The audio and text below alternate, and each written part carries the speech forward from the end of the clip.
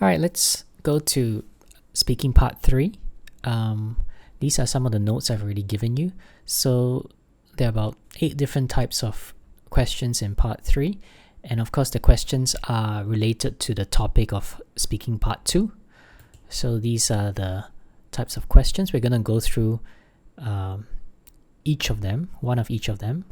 And I will write an answer, a response, and also analyze some of the language features. And I also mentioned 5 ways to answer the questions. These are not just for speaking part 3, but they're actually for all, speaking part 1 and 3. I mean, even speaking part 2, but especially for speaking part 1 and 3. So in speaking part 3, these are all the various ways you could use, various strategies you could use to answer the question. Okay, you don't have to use one strategy alone, you can combine them. But the most popular strategy is the divide into 2 or 3 parts. And this is, if you're familiar with this strategy, this is the strategy that you use for, at least I teach you for writing task 2. A lot of the questions in speaking part 3 are very similar to the kinds of questions you will get in writing task 2, or at least the way you answer will be very similar. You state you state an introduction, then you give the first point, and you write supporting sentences, and then you give your second point and you write supporting sentences. Okay, so there's a very fixed structure. Most of the questions in part 3 are very formal, and they're abstract. They're talking about things in general, and that's the way you will answer a part 3 question, pretty much the same way you answer IELTS writing task 2 question. Okay, so let's start with the first question. Different types of what types of homes are popular in your country. Okay, so I'm going to talk about Singapore. I could say, well, there are basically 3 types of homes. Okay, so I have this introduction sentence. Again, it could just be a paraphrase of the question, but it's introducing what you're going to talk about. All right. So normally, if we adopt this divide into 2 or 3 parts strategy, then you are going to have this little introduction, then give, as mentioned before, your first point, then supporting sentences, then your second point, then supporting sentences. Okay, so I will mention my first point. Every time you mention your first point, try to have something that introduces that point. All right, so you can say like the most popular kind of home is the public flat. Most people in my country live in public flats which have no facilities. Some people also live in a condominium, which is a private property. Most condos have facilities like swimming pools and tennis courts. Finally, people also live in landed property. There's houses. These are the most expensive kind of housing, and you can only find them in certain locations. Okay, so you have your introduction here. Let me just color code it. Then you have your main point, and then your supporting,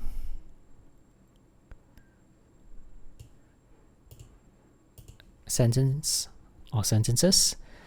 Then you have your second main point. You could have a supporting sentence, and then your third main point. If you want 3 points, and your supporting sentences. Okay, so very similar in structure to your writing. How you're gonna approach and how you're gonna approach your writing.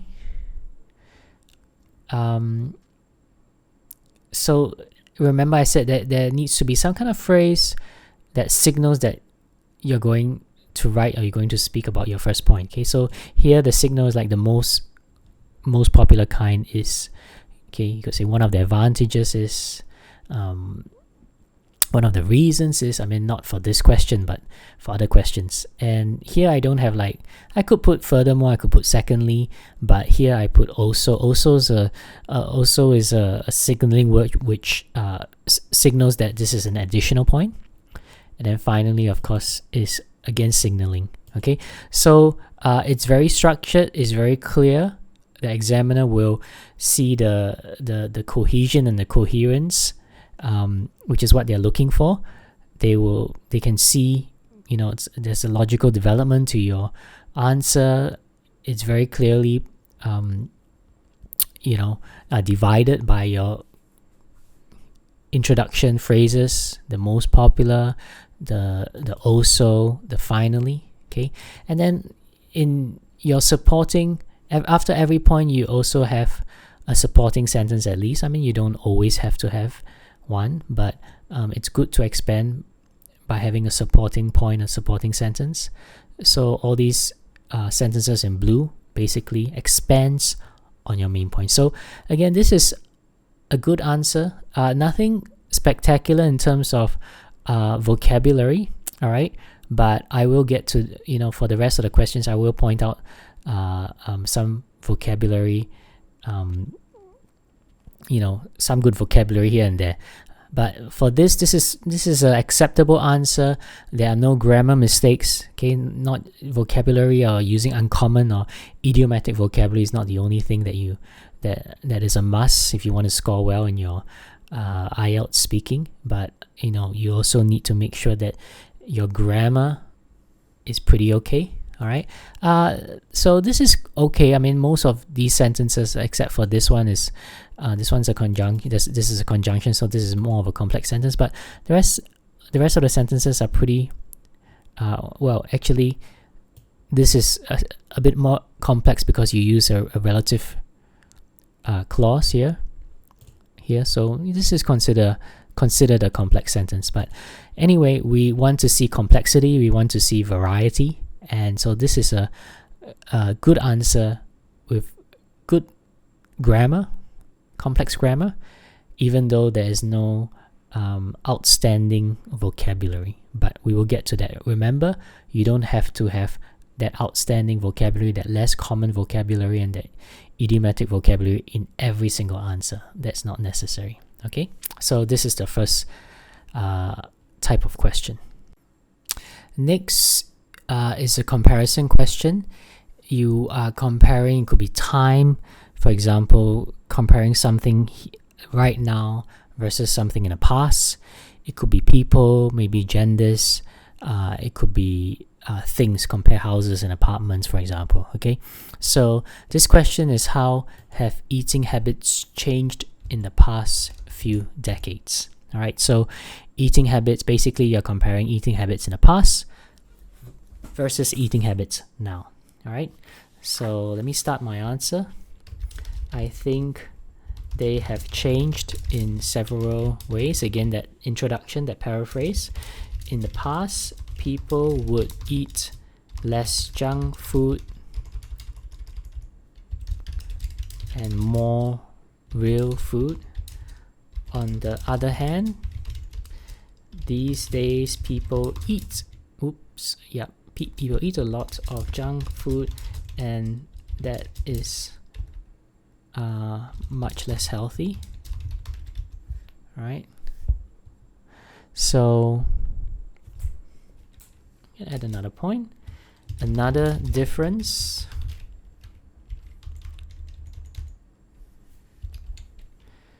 is that 10 or 20 years ago, people would eat more at home.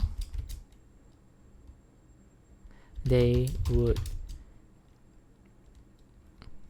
have meals with their family and eat home cooked food. But nowadays, because we work so hard, people just eat outside as they have no time to cook. All right, let's just analyze this answer. Okay, as as we pointed out, this is the first. This is the introduction. Then you have 2 points.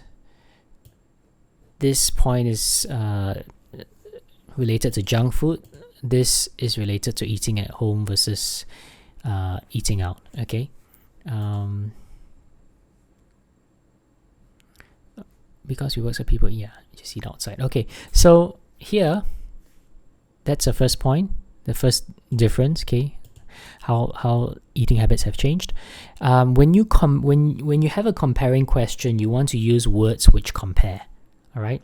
For example, you have on the other hand. This is comparing. This is contrasting. Okay. You have but. Okay. All right. Now remember, even though I mentioned to you before that in your writing class, too, that you do not use, you do not start a sentence with but, so, and, even though it's common nowadays. That rule is basically for IELTS writing. Okay, that's a pretty strict rule that IELTS examiners expect, but and that's really for formal academic writing. That's the rules you have to follow. But in newspapers, in emails, in just normal writing, magazines, perhaps even right now, it doesn't really matter. And anyway, when you speak, you're not really going to. You don't really care about punctuation. You can't tell when the punctuation, whether this is a full stop or comma, whatever it may be. Okay, so this is fine. Okay, the way I've written it is fine. But the point is, you have these words that contrast because they are comparing. This is like that, but that is like that. Okay, so on the other hand, but those are important cohesive devices, signaling words. Okay, that give that talk about contrasting, that talk about something opposite. Right, so that's one thing to note. The other thing, you could use would here. Would is in the past. This is talking about this is a special use of would. It basically means, if you say that, oh, I will do this, or oh, people will do this, means in the past they used to do it. Okay, you could say used to. People used to eat junk food. Same thing. Okay, and junk food is perhaps one of the good vocabulary, good words that you have here. Okay, not many fantastic ones, but here examiner will take note of junk food. All right, so anyway, so this is pretty much the same structure. All right, let's go to the next question, speculation. And the question is, do you think more people, in fact, let me just do this. Okay, before we go to speculation, let me say this. The strategy for this answer, which is the common strategy that we're using for most part 3 answers, 2 or 3 parts. So basically the strategies is we're going to divide into 2 or 3 parts. Okay, so as I've mentioned, here, this is these 5 strategies. You can use all these 5 strategies. Okay, I'm using this one. All right, most part 3 questions would require this. I mean, it wouldn't require, but at least it's good to use this strategy, and you can combine it with others. Okay, so this is the strategy for this. This is the strategy for this answer that we've written also. And let me show you another strategy. The second strategy, which is it depends. Well, third strategy, it depends. Okay. Let's say how to answer this with a different kind of strategy. Let's put it depends strategy. Okay, so it depends on this, it depends on that. Okay, if this, if that. So you could say, I think it depends on where people live. If you're talking about people in the city, then eating habits have changed a lot. Okay, put dramatically. More people nowadays eat junk food as compared to the past. However, for people in rural areas, I don't think there's been a lot of change in the past few decades. This is because there isn't a lot of junk food restaurants in rural areas. Okay, so here is, it depends. If you're talking about people in the city, yeah, it's changed a lot. However, again, you have that cohesive device that signals, okay, I'm going to talk about something opposite. Again, this is comparing, so we could use this. If you're talking about people living in the countryside, there are no junk food restaurants, not many, and so and probably the lifestyle hasn't changed a lot. People still, eat with their family, etc. Now, remember something about all the speaking and even the writing, which is that you don't have to get a perfect answer, and the examiner's not looking at basically at your answer. Okay, so even if you don't know much about this topic, or you think your answer isn't so great, then it's still okay. Just say what you can say. All right, this may not be totally accurate, I don't know. Okay, but it doesn't really matter. The examiner's not evaluating your content, they are evaluating your language. Okay, so this is just another strategy. Okay, similar structure as before. Let's go to the next question right now, which is speculation. Now, speculation questions, basically speculation question is very similar to a comparison. Comparisons where you compare, normally if you're talking about time, you're comparing the past versus the present. Speculation is you're comparing the present versus the future.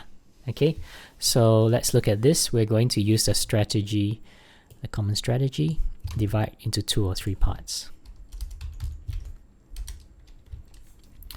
Okay, you can say, well, it's difficult to predict the future. Okay, this is something that you can always predict the future, or to speculate about the future. If you come up with this kind of question, then you can always start with this. I do think that it's highly probable that working from home will become more common in future. This is because with advances in technology, communication with colleagues is becoming easier, and therefore it is not necessary for employees to be stationed in an office. Another reason for my view is that this promotes work-life balance, which is becoming more and more important. When you work from home, you could spend more time with your family, and that is important. Lastly, companies can actually save more money, as there will be fewer expenses in terms of electricity bills and office space rentals. Therefore, I do think there's a great possibility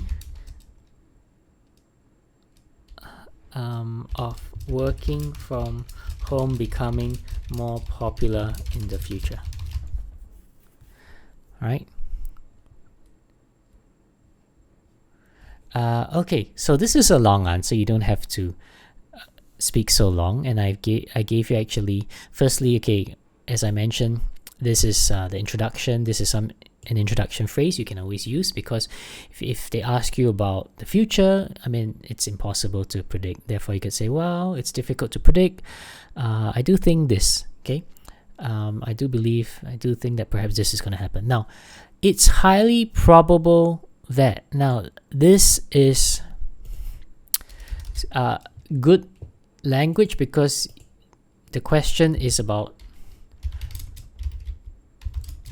speculating, and this is a good phrase to use. It's highly probable. That means I think this is going to happen because basically we don't really know 100% what's going to happen. Okay, so this is your first point, and then you give reasons because of advances in technology. Okay, a nice phrase there, although it's very common. Communication with colleagues is becoming easier, and therefore it is not necessary, blah blah blah. Okay, then the second reason is that it promotes work life. Okay, another good phrase that you should use. I mentioned this in, I think, speaking part 1, work-life balance. If you were to be asked about your work, you could kind of like input this. This is something that examiners will definitely take note of. And then, okay, after that you get to this again. There's a great possibility. Okay, again, you are using similar to it's highly probable. You're using language to speculate. Okay. Next question is the one on advantages. What are the advantages of living in big cities? Okay, so let's start with the answer. There are clearly several advantages, or actually benefits. We use a synonym there to this. However, probably the biggest advantage is the lifestyle in a big city, because there are so many people living there. Cities are normally incredibly vibrant. This is especially attractive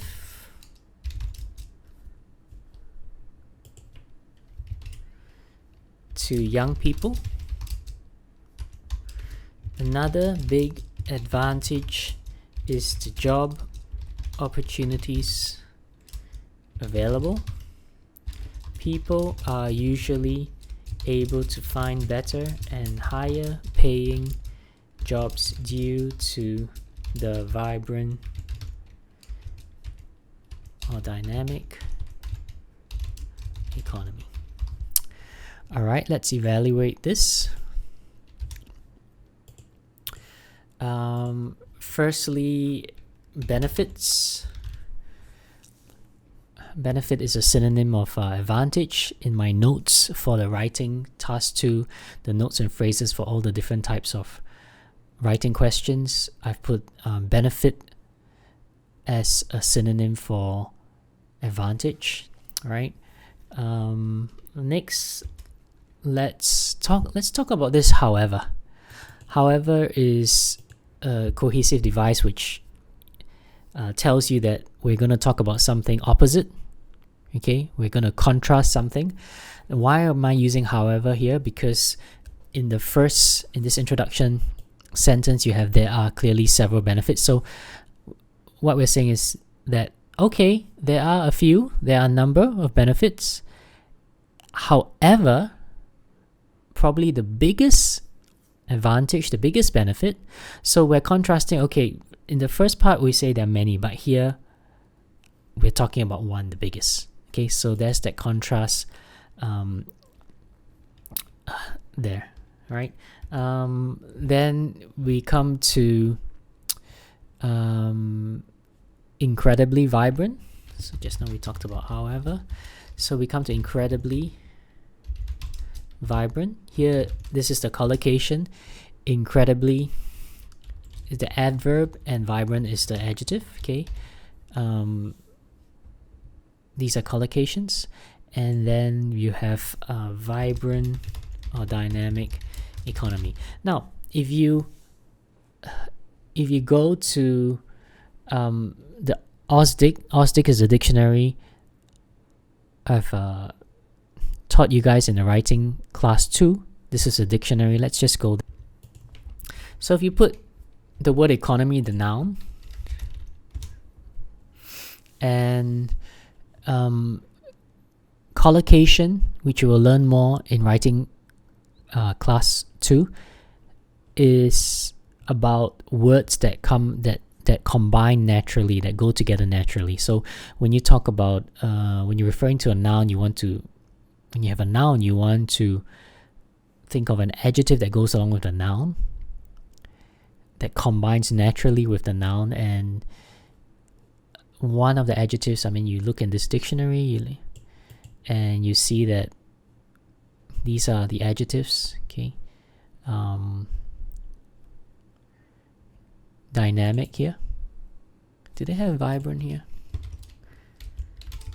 They don't have vibrant here, but that is a collocation. Okay, one thing you'll know is that not every collocation or word that goes together is in this dictionary. Okay, but these are the common ones. But vibrant is, you can use it. Okay, but the reason why I put vibrant / dynamics, because vibrant is a good collocation, but we use vibrant here already, so maybe you can just use dynamic. Okay, but anyway, these are the things you need to take note of. These are the collocations, and that is the analysis for question 4. And of course, this strategies for question 4 is this one. Same for question 5. Oops. Right, so are there any disadvantages of being famous? Well, there are a few drawbacks.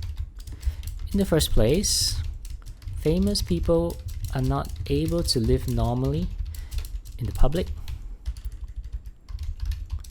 This is because everyone would walk up to them and try and get their autograph or picture with them. As a result, picture with the person. As a result, some famous people even resort to disguising themselves so as to avoid being recognized and to evade paparazzi. Okay.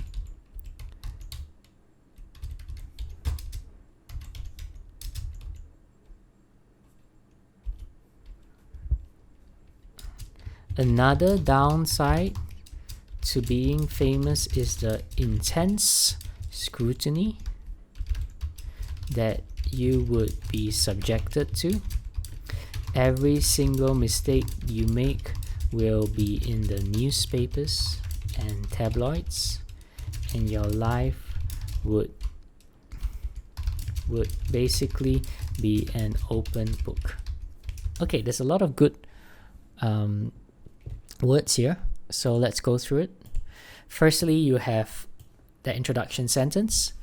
Well, there are a few drawbacks. Drawbacks, again, as I mentioned just now, this is a very common synonym for disadvantage, but then another synonym here is downside.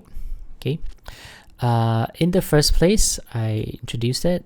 In the first place, firstly, to begin with, okay, famous people are, so you have drawback, you have downside. Yeah, famous people are not able to live normally in the public. This is because everyone would walk up to them and try and get their autograph or a picture with the famous person, right? I think autograph is a good word that the examiner may take note of.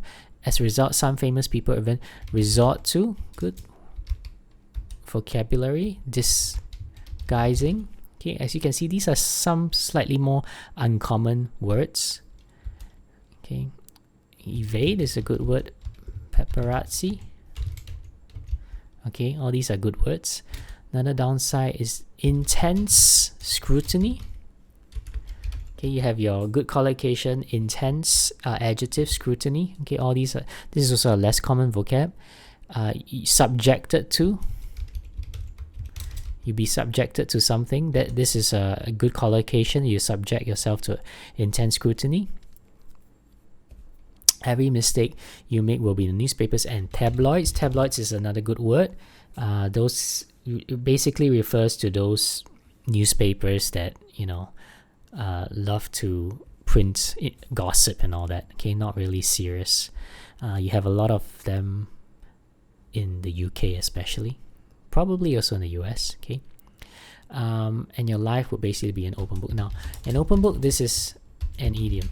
Okay, so what it means by your life being an open book is that everyone knows everything about your life. Okay, so a lot of good words here. Let's go to the next one. Problems. What problems does violence in the media cause? So again, this is something that you're asked also in writing task 2. So let's answer this. Several negative consequences could be pointed out. Firstly, the violence could have a negative impact on the behavior of people, especially children. For example, young people who watch violence on television may imitate such violence. This could result in criminal acts when the children grow up. Secondly, exposure to violence in the media could cause people to be desensitized. In other words, they become so used to violence that they accept it as part and parcel of life. The effect of this is that when they witness violence, they are not alarmed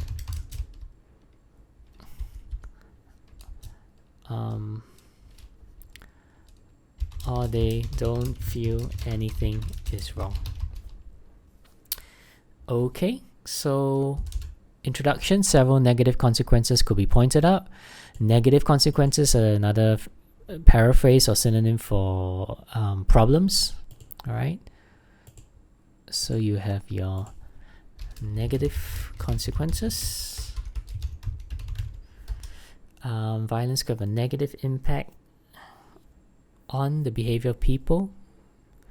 A negative impact. Good collocation. Maybe a bit common, but yeah, good. For example, young people who watch violence on television may imitate. A less common vocabulary. This could result in criminal acts when the children grow up. Secondly, exposure.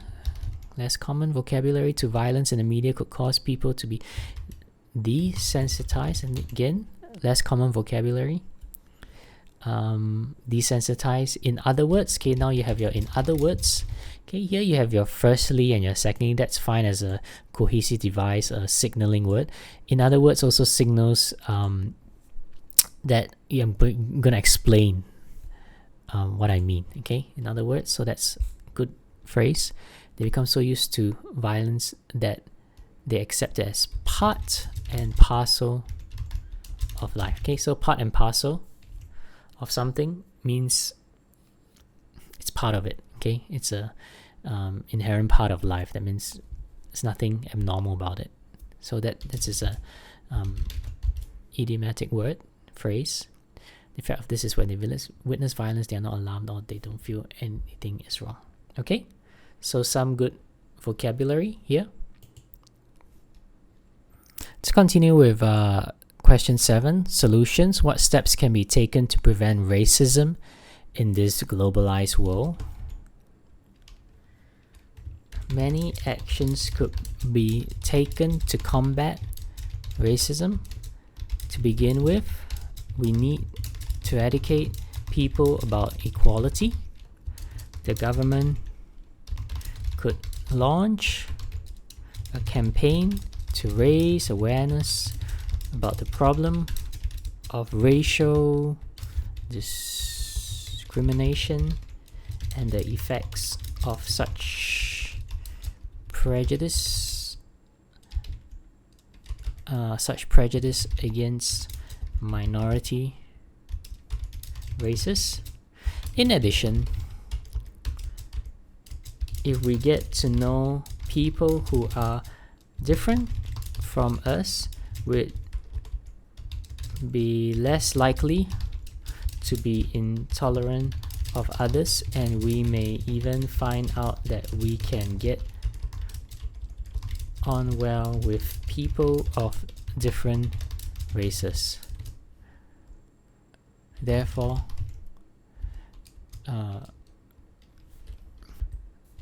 the government ought to encourage different groups of people to spend more time with each other.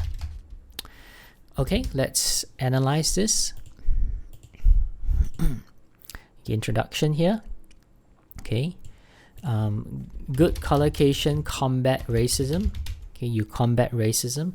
That's a good collocation. Now, for those of you who have not gone through the writing, again, you would not really know what a collocation is. So my advice to you is, after you've gone through the writing, go back to review these videos, and then you'll basically know what a collocation is. Okay, so just let me show you something very quickly about when I say, oh, this is a good collocation. Of course, one of the dictionaries I use is Osdic, and I'm going to show you what I mean by combat racism as a good collocation. So if you go to Osdic, you can put racism there, and racism is a noun, a verb that you can use that collocates, that goes together naturally with racism, is combat. You can fight against, you can stamp out, okay, but so I use combat here. Okay, it's a good collocation. To begin with, and in addition, these are your signaling words to point out your first and your second point. The government could launch a campaign to raise awareness about the... Okay, launch a campaign to raise awareness. I actually mentioned this phrase in your notes on causes and solutions, problems and solutions, the essay question. So it's actually written there. I encourage you to use this phrase, to use this, because these are good collocations. Launch, campaign, raise awareness. All right. So I've just used this here. Racial discrimination. This is a good phrase. Racism and racial discrimination means pretty much the same thing. Prejudice, good word. Prejudice against minority races. In addition, if we get to know people who are different from us, we'll be less likely to be intolerant. Another good word of others. And we may even find out that we can get on well. Did I use this before? Get along? Not sure if I used this before. Okay, maybe not. But I've used it somewhere in speaking part 1 or 2. All right. And it's an idiomatic phrase. Get on well, get along well means have a good relationship.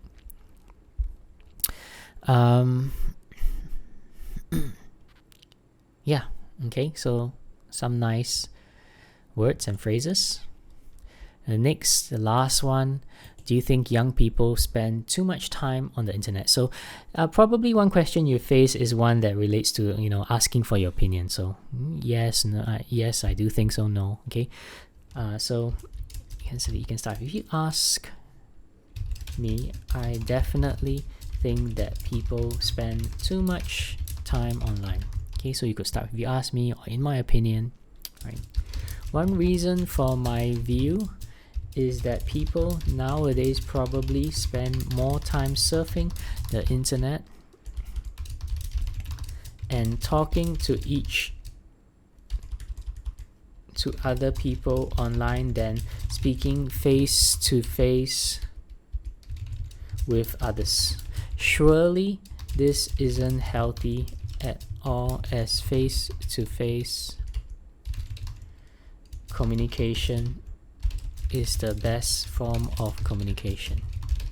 Furthermore, even when people are out with their friends, they probably spend almost half the time on the phone checking their emails or replying their messages. All right.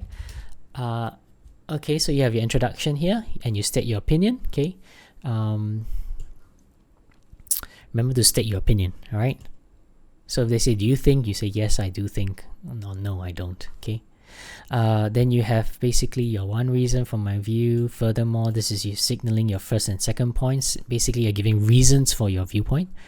Said people nowadays surfing the internet. Surf the internet. That's a idiomatic language. Okay, surf the internet. And talking face to face. It's a good phrase.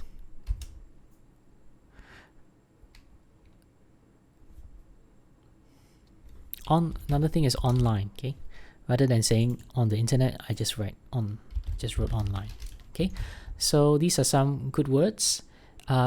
Just remember, the whole thing I've been trying to get at is in this speaking part 3 is okay. You have some kind of introduction. You have some signaling word for your first point and your second point, and you have supporting sentences. All right, supporting that first point. Here you don't really have a supporting sentence, okay, but that's fine. Okay, generally you want to have supporting sentences, but if one time you don't have, I think it's generally okay. All right, but you should have a supporting sentence, and then you may have some kind of like a rounding off sentence, a concluding sentence. Therefore,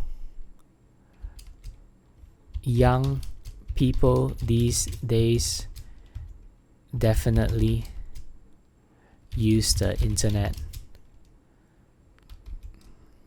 too much, okay, or go online too often. Okay, it's just just kind of a rounding off to your whole point. Okay, so this pretty much concludes part 3.